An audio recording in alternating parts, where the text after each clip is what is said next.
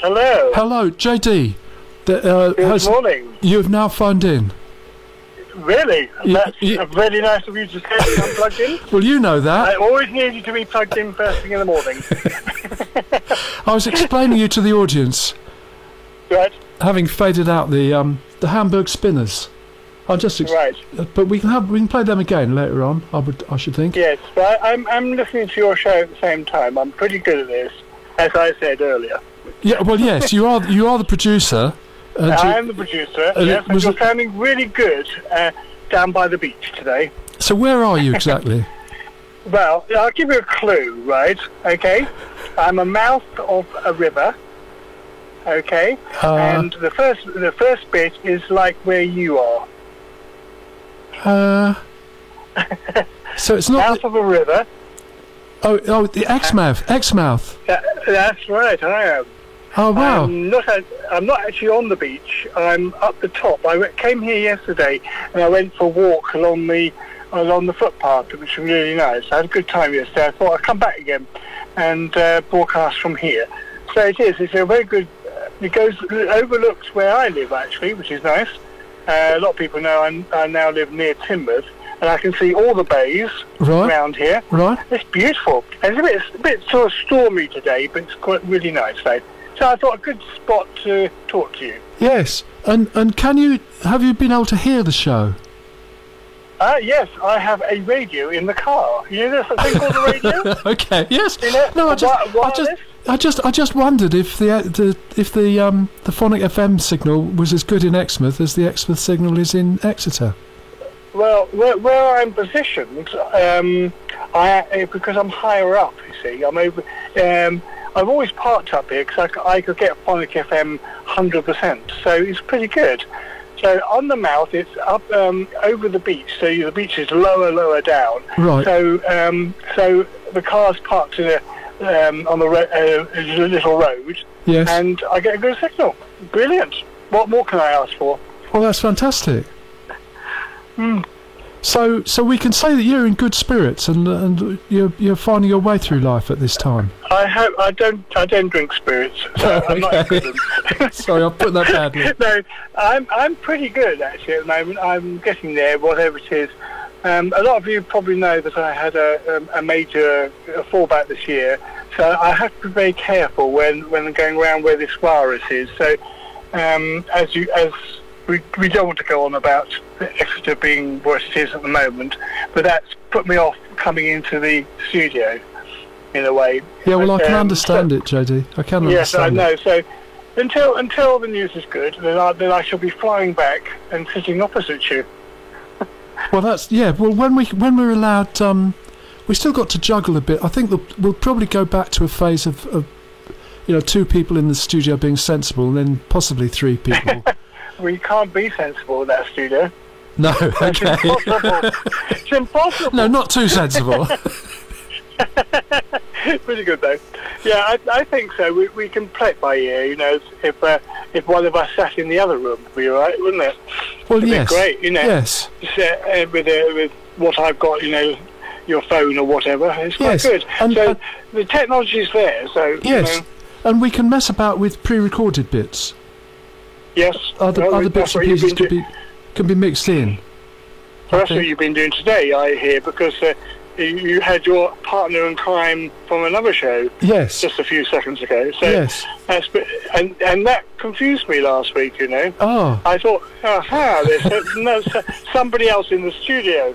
But it wasn't. It was re-recorded. So it's pretty good. So you were okay coming in. Yeah. Yes. Yes, that was okay last week. It's fine. I managed it very well. So, but I thought this week, as I said, I'll play. Until the news is a little bit better, and then I will chance it. But it's because I'm a carer as well. I don't want to move this virus on anywhere. So No. I'm trying to be sensible. Yes. So okay. So that's how it is in the world today. So we have to be very careful. So yeah. But JD, what I was talking to John about, and what you might have heard some of just a moment or two ago, is transferring it into a play. Right. So it's in the future. It's in the near future. Let's say a couple of years. when Right. because of a vaccine or whatever reason, the day-to-day pressures aren't so extreme, but people are still walking about in Exeter, and They are, yes, but it's how they conduct themselves in the situation amongst other people. You know, that it's this it's responsibility, I would call it, actually, in a way. And I know you live in the city, and Chris lives on the outskirts. But so you have more contact with the city, but I don't. You see, I only have contact with very small places. So my immune system is probably not very good at the moment. So you've got to be careful. That's all. Yeah, but JD, what I'm trying to get you to think about is fiction, drama. Don't worry Right. too much about the current situation. Right. Just imagine a future situation that we could, or we could do it in actuality. We could walk about in the real Exeter, or we could do it on the phone, or we could Right. edit bits and pieces together. There's different ways we could do the play. Yes. Yeah. But it's a way of sort of talking indirectly about the situation of universities and colleges, education, and the amounts of space they need, and Right. whether that's going to survive. Because that's something we've spoken about when talking about the MOOC and various things, the BET trade fair and the Learning Technologies fair. These issues come up. If education moves online, it's going to be quite disruptive. So the drama is a way of coping with that situation, or a way of representing it so it can be discussed. Right. So you're saying that you take your drama production and you take it back a few years, where it was the pupil and the teacher, and now put it through an electronic box now. So it's like a spectrum. Yeah, just cover all those possibilities. I mean, there's various fiction formats. It could be sci-fi. Right. But we just sort of imagine out all the current tensions, and just try and imagine what's going to happen over a longer term. Well, there's a lot on telly at the moment about interviewing the students from Exeter University at the moment, Right. and some of them are getting quite bored of this sort of sitting in front of a computer, talking to a computer instead of human being. Well, So, yes, well, yes. So that's the portrait. You've got to think that if you're going to have, it always reminds me of a joke which my father had, was which the teacher had to go out of the classroom, and he put a tape recorder in front and talking to the students here, and when he came back, all the students had turned into tape machines as well. Right. So you can see it's a slightly sort of old joke on a new theme, to say. Well, yes, but I mean, the current situation is not ideal, is it? But No, no, it's not. No. But I mean, if everything has moved online and they just need to sit in front of a computer, there's no reason essentially why they needed to be in Exeter in the first place. In the first place, no. That's what I'm questioning. You see, is there's a lot of now online things. My brother does all his work online now, so he doesn't have to travel. Yeah. So you are saving the atmosphere a little bit with pollution and what have you. Right. But socially, I think it's a downfall, really. So we're talking on a phone to you, but I can imagine, I know what you look like. Yes. And so I know, it sounds like I'm just talking to you naturally on the phone. And that's a natural process, I think, in a way. We've had that for so long. Yeah, But, well, voice and sound, yes. Yeah, very voice very and sound, natural. yes. Yeah. Then we put the picture to it now, and then you say, gosh, do you look like that? And do I want to see you like that? Or whatever. So it's a different atmosphere whatsoever, and it's, I don't know if it's actually, for interaction, it's not very good. What, the interaction with computers as it stands? With people, you see, people will lose that interaction of how to, let's just interact, really. Right, yeah. Well, yeah, there's all of that. I mean, I don't think education will be completely online. It's always going to. Well, the words they're using are like blended or hybrid or whatever. So I'm sure people will be coming to Exeter campus some part of the year. Yes. But it doesn't have to be in the way that it used to be, and I don't think they need to fill the rest of the city with accommodation blocks. Yes, that's the downfall of Exeter at the moment. Is there's so many student accommodation, so you're being taken over by the students, who say the city has. So it's a difficult format for those people like ourselves in the older generation to communicate with those sort of younger people. It could turn out pretty good. We just don't know really. No, I think it'll sort out long term, but I do think there's a big question. You know, maybe they should stop with the accommodation and reconsider it, or at least explain what their long term plan is. Yes, because you don't get any information of what, you know, how they perceive the future. You know, the next few years, so to say. You can't do, you know, a great future, but you can do a few years. So you live in the city much more than I do. You will know exactly how to change your life as well to accommodate it.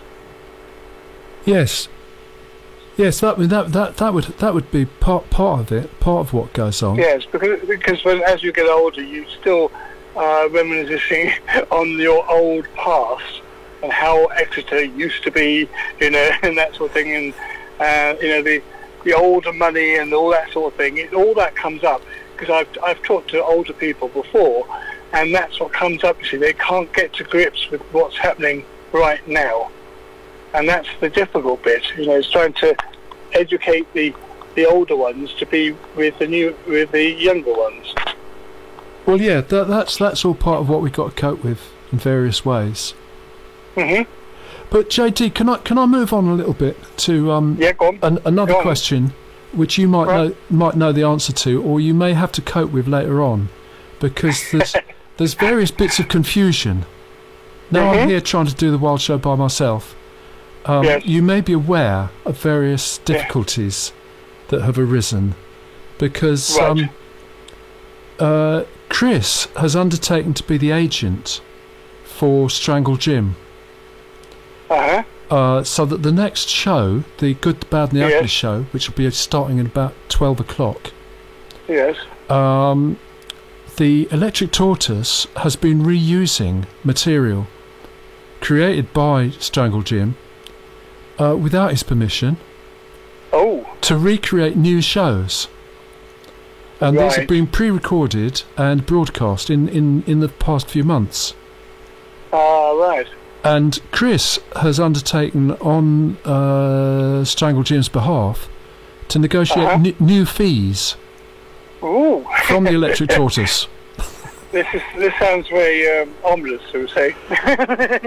Well, I just want you as a witness that I in good faith, I'm going to continue this conversation. Yes, good. Because I'm not worried about Jim at the moment. I'm worried about the Electric Tortoise. Because I think within the next half hour he might well turn up. And I think on Chris's behalf and on Jim's behalf, I'm going to have to ask him about these fees. Yes. But I'm not sure what he's going to say. Right. It depends. Yes. Make sure he's got his lawyer with him. Well, make sure he's got his lawyer with him. Yes, he got his lawyer. So you can. Well, JT, if he brings a lawyer, would you represent me as the producer? Well, if I knew as a producer and as a person who's done community work for such a long time, right? One can't really charge somebody any money. You can't charge me any money. But Jim may be friendly towards you if we do recover his repeat fees. Yes, but Jim should be in control of it, not somebody else. If he says yes, I don't mind, you use that in your programs, that's fine. But there should be no money involved, really, not in the community sense. Oh, I see. Because because they're pushing on his work, you see. So people think, oh, he's still on the radio station, even though he's not. So you think that was a reasonable thing to do? I think it's unreasonable. I wouldn't want to get paid for my work at all. Oh. If I did, you guys owe me a lot of money. Well, that's true. Yeah, that's true. So it's a community, you see, the whole thing. If somebody's getting paid for it, it's not a communal thing. No, I suppose that's true. Yes, well, that's a very interesting idea, JD. I should put that to them and see if that resolves the situation. Yes.